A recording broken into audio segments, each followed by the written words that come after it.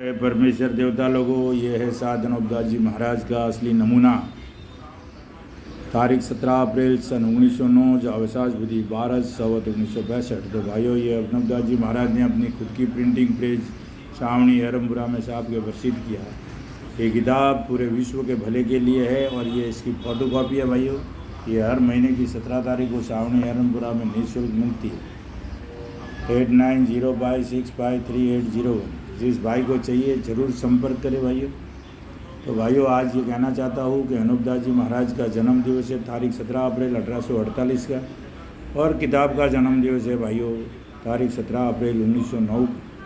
तो दोनों का मिला के जन्म दिवस 17 अप्रैल 2026 को छावनी हरमपुरा में अनूपदास प्रिंटिंग प्रेस में मनाया जा रहा है।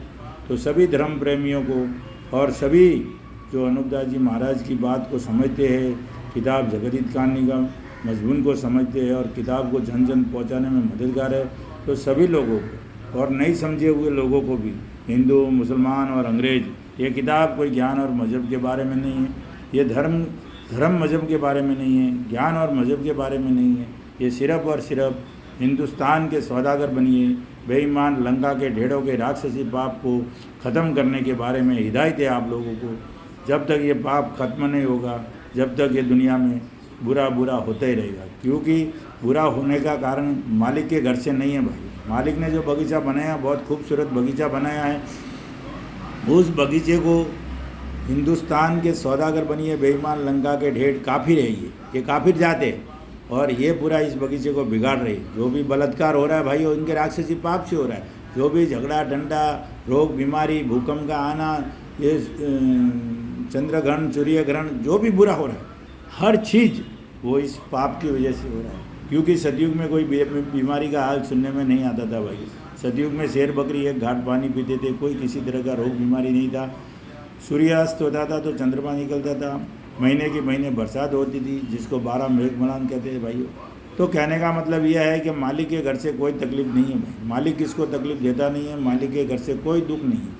मालिक ने जिस दिन पैदा किया उस दिन तुम्हारे जितनी पूरी उम्र है 10,000 बरस की, उसकी खुराक का पूरी व्यवस्था करके मालिक ने आपको नीचे ज़मीन पे भेजा है।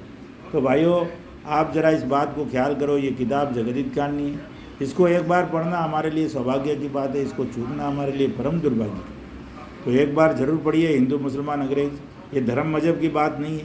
ये सिर्फ़ और सिर्फ हिंदुस्तान के सौदागर बनिए, बेईमान लंका के ढेड़ों के राक्षसी पाप खत्म करने के बारे में हिदायत है आप लोगों को।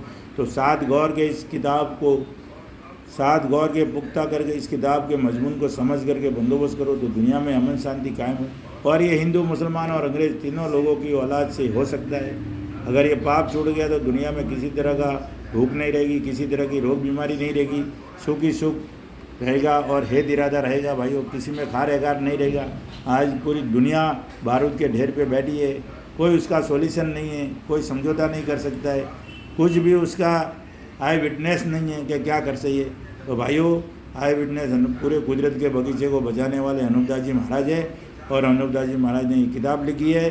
तो इसका तारीख 17 अप्रैल 2026 को छावनी हरमपुरा में है। तो मैं रावणा राजपूत खाली हिंदुस्तान का सौदागर बनिया छोड़ के सभी जातियों को आमंत्रित करता हूँ। वैसे तो बनियों के उधर भी जाना पड़ेगा ये किताब लेकर के, लेकिन मैं सभी जातियों को आमंत्रित करता हूँ भाइयों कि 17 अप्रैल 2026 को छावनी हरमपुरा पधारे। ये तुम्हारे हर इंसान की 84 लाख जीवाजुल इस पाप में कलप दिए, तो हर एक के लिए अनूपदास जी महाराज का हुक्म है। ये कोई किसी की किताब नहीं है कि अनूपदास जी महाराज की है तो ये अनूप मंडल की है या छावनी हरमपुरा वालों की है या किसी और जाति विशेष की है, ऐसा कुछ नहीं है भाइयों। अनूपदास जी महाराज ने पूरे विश्व के भले के लिए सबको अपना जितना अधिकार मेरे पास है उतना सबके पास अधिकार है भाइयों इस किताब का।